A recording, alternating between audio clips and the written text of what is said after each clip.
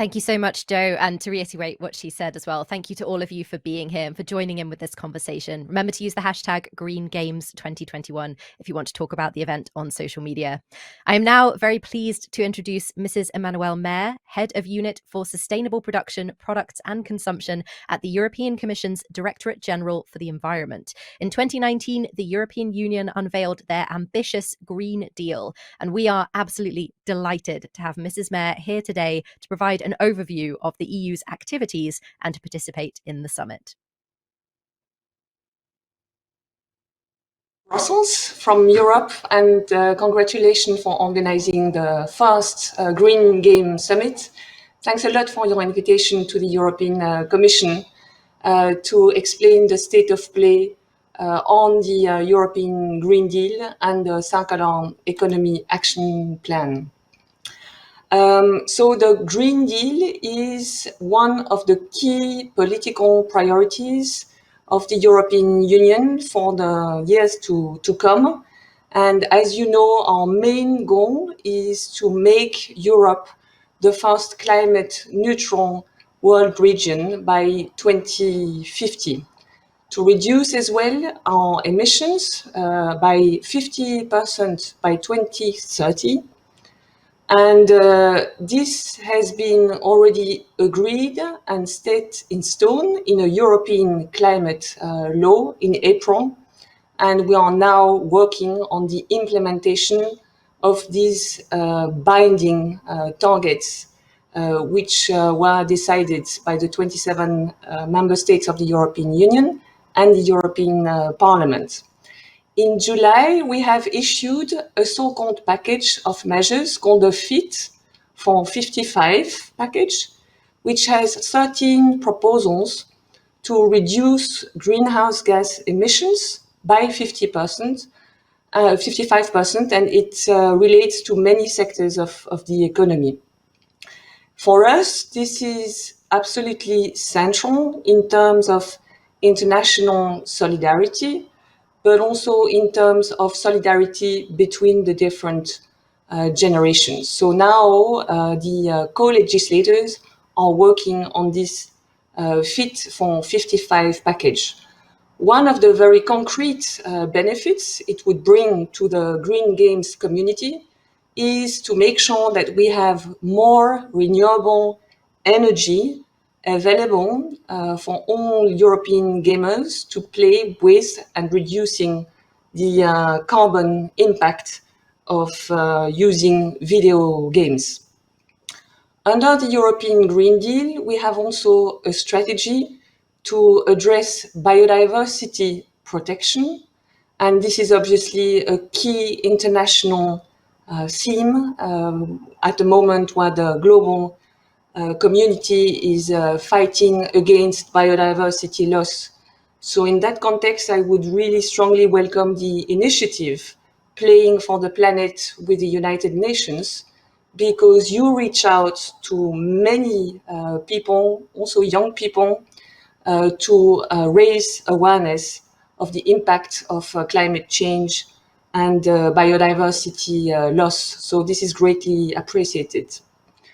Under the European Green Deal, we have also action to mobilize industry, for a clean and circular economy. And I will explain a little bit more why.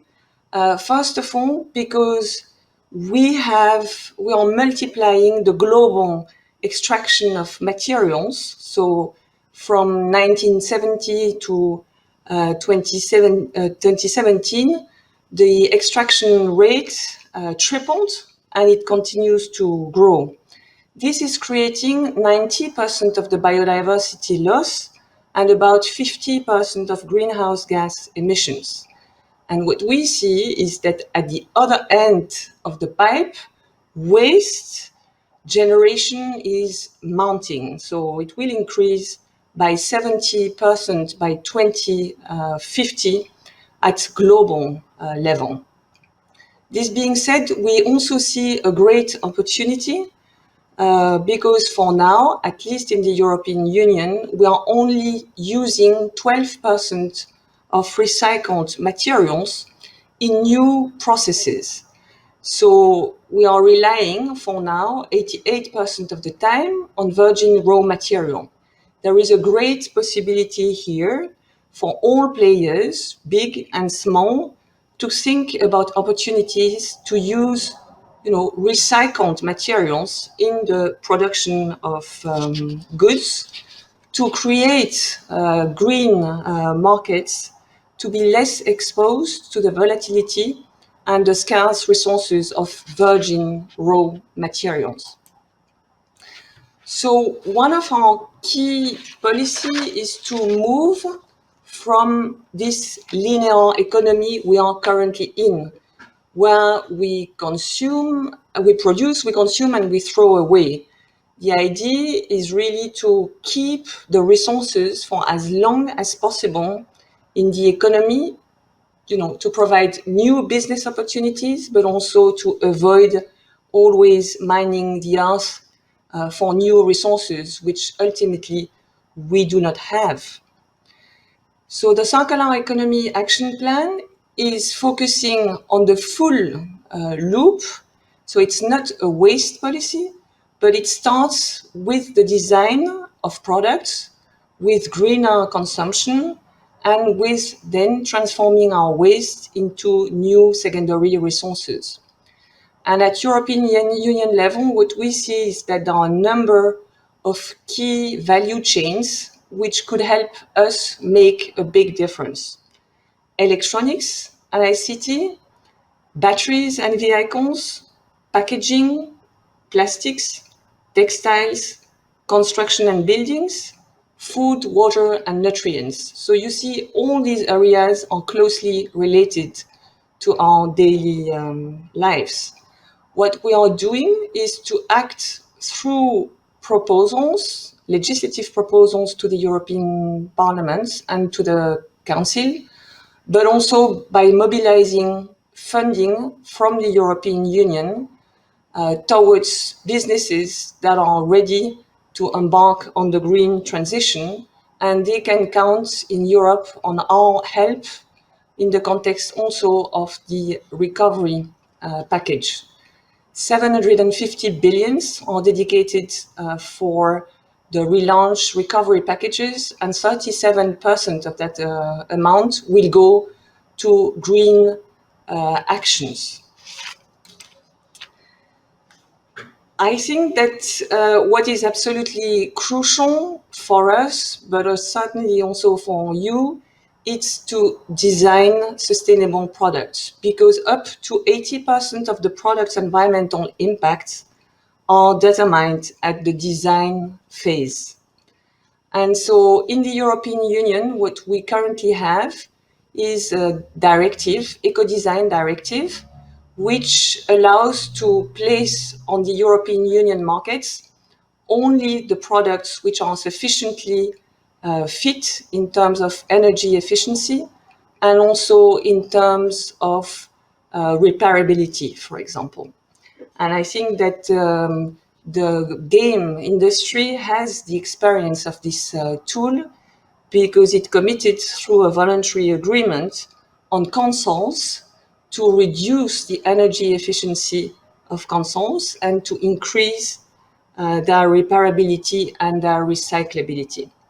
What we would like to do now at EU level is to extend the scope of this Eco-Design Directive to cover more products beyond energy related, for example, textiles and furniture, and to make sure that we're looking beyond energy efficiency, because the challenges are really global.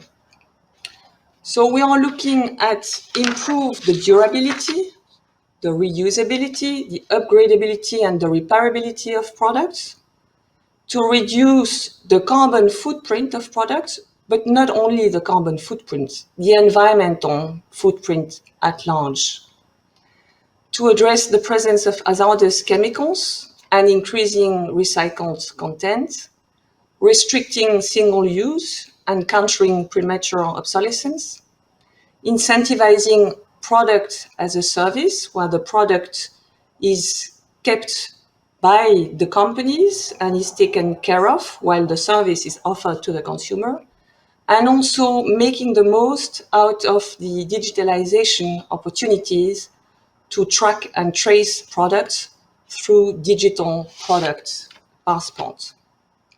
So we are currently working on a legislative initiative for the European Union on this, and we have been grateful to the EU game industry to give us their feedback on this in the public consultation. What is also extremely important is to empower consumers and public buyers in buying green. So there we are working on revising EU consumer law to make sure that consumers receive trustworthy and relevant information on products at the point in sales, in establishing a right to repair, and in making sure that when companies make green claims, these are solid and rely on the environmental footprint methods, which are science-based and have been developed over the years on the basis of international standards. So you see, we are acting on the product side, but also on the consumer side to make sure that we can change the way we produce and consume and support the front runners in that endeavor. Electronics, as I was telling you earlier, is extremely important to us. In 2020, we had more than 420 million mobile phones and other portable electronic devices sold in the European Union. And there again, we are focusing on this value chain with a number of measures. For example, a recent proposal to counter electronic waste and consumer inconvenience on chargers, because we know that we still have many incompatible chargers for electronic devices. And there we are proposing to the European Parliament and to the Council to make sure that we have a common charger solution for all relevant devices. And it would be the USB-C, which would become the standard for smartphones, tablets, and also video games consoles. We also want to unbundle the sale of the chargers from the devices and harmonize fast charging technologies. We're also focusing on reducing waste because this is absolutely paramount. We have in Europe one of the highest, if not the highest, electronic waste per capita worldwide, about 16.2 kilos per year of electronic waste. We are losing a lot of value in raw materials, approximately 13 billion euros of losses per year. And although we have very strong laws on waste from electric and electronic equipment since 2003, we still need to do better in terms of implementation across the European Union to increase the collection of these devices to 85%, which is equivalent to 10 million tons per year. We also need to work on transforming waste into high quality and safe resources in markets for recycled materials, which has been already done to a certain extent for electronic and electrical equipments. We are very much aware also that the issue of waste exports beyond the European Union are causing health and environmental challenges in other parts of the world. So very soon in November, we will be tightening our rules on waste exports through a revision of the Waste Shipment Directive, and again fighting criminal activities through illegal exports. I've been speaking a lot about the European Union agenda, but we cannot succeed the transition without teaming up with countries across the world. And so this is why a global alliance for circular economy and resource efficiency was launched this year. And we are partnering with many countries, so obviously the 27 countries of the European Union, but you can see a number of flags there to promote circular economy across the board. So if you can, speak with your governments, tell them about this initiative and engage, this would be really welcome. We are working with the UN Environment, UDIDO, and strategic partners such as the Ellen MacArthur Foundation, PACE, and the World Circular Economy Forum. What we are also doing is to promote stakeholders' engagement. So we have created in the European Union, but it is accessible to all, a platform where industries, regions can share their experience. So if you have good practices, recommendations from the green game industry, please share it with partners through the platform. It would be really a good way to multiply what is being done. We are organizing a number of events called the EU Circular Talks. And yesterday there was one on circular electronics. So please use the opportunity if you want to join us with the circular economy stakeholder platform. You can also follow us through various means. And with this, I would like to thank you very much for the opportunity again to explain the Green Deal, the circular economy agenda. And I hope that this will give you more ideas towards green games. Thank you very much.